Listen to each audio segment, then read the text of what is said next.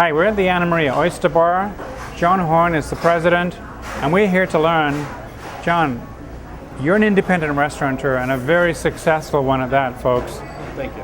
And a very personable one. So we're glad that we can talk with you for a few moments. Absolutely. First of all, what attracted you to the restaurant industry? I've been in the restaurant business for over 25 years now. I just started as a busboy, just as a summer job. Absolutely loved it. Just kept climbing my way up through the ranks and decided to open my own at one point, and done very, very well. Surrounded myself with good people and had a blast all the way. You now have 3 successful restaurants. Talk to us about the challenges, if you like, of opening and operating a restaurant. Well, the opening of the restaurant, that's probably the most fun part, because it's the most exciting part is to go through the entire opening process. But it's before that when you start deciding where's a good market and where's a good place to open one, and then where are the best people to get to help you out. And once you get the right people, the rest of it becomes much, much simpler. But it's finding the right people has always been the challenge for us. Great. As an owner-operator, what makes for the right person from your perspective when you're looking to hire somebody? Well, we always say that we're looking for nice people. We can teach people the restaurant business, but you've got to like people, you've got to be outgoing, you've got to enjoy people. So we need people, for lack of a better word. Good. If people enjoy people, then we can give them the mechanics. Yeah. Okay, so it's got to be someone that cares about people and wants to see people have fun. What suggestions do you have for those that are maybe interested in opening up their own restaurants? Well, obviously, the first suggestion would be don't.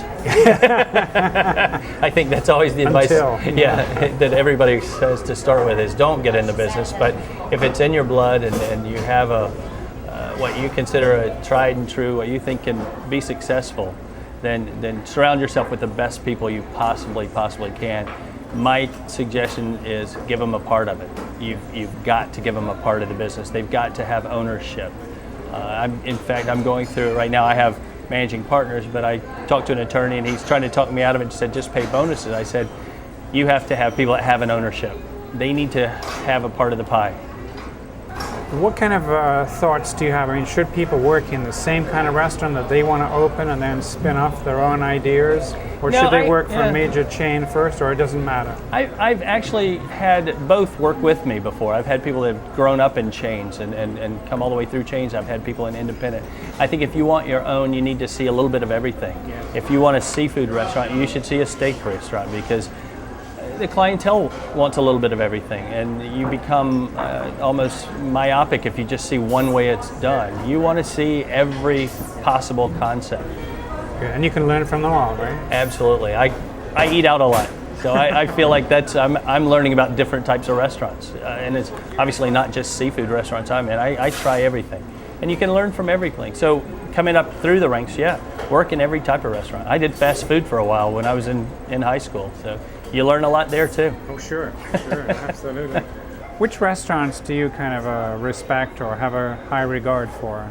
I respect any restaurant that has tremendous consistency in their product, more in their people. If I go into a restaurant and I see the same people, then I know that restaurant takes care of their people. They provide a good work environment. If you can keep your people, then you're doing a good job. You truly are, if you can sustain business and keep your good people. Great. John, what makes for a good leader, manager of a restaurant? It takes a lot of different qualities from our people. They've got to have a lot of self-motivation, because in the restaurant business, you've got to be self-motivated, because we try not to micromanage our managers, leaders. We try not to stand over them and tower. So, there's deadlines. There's a million decisions you've got to make. Obviously, that's a bit of an overstatement, but it seems like there's a million decisions every day, and you have to make them. So you have to be a very decisive person. You have to think on your feet and make a decision.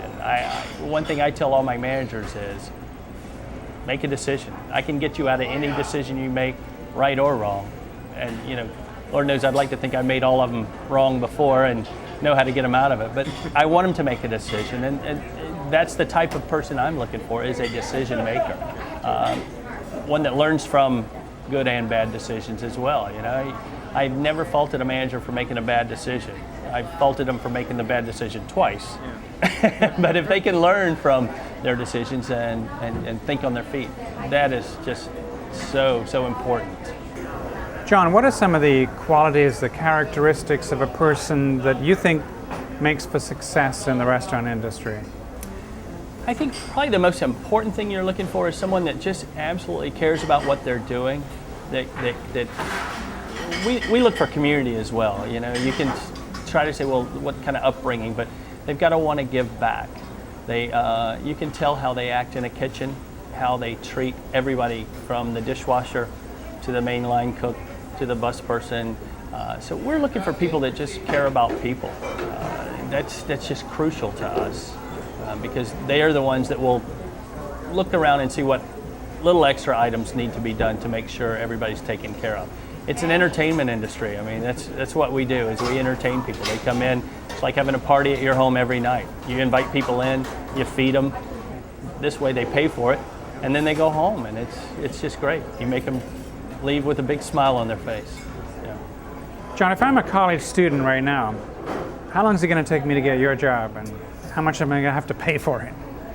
It's funny because I have quite a few of the young managers, some fresh out of school, some of them with hospitality degrees, some with different degrees, and they ask the same question. They want it tomorrow, if not yesterday.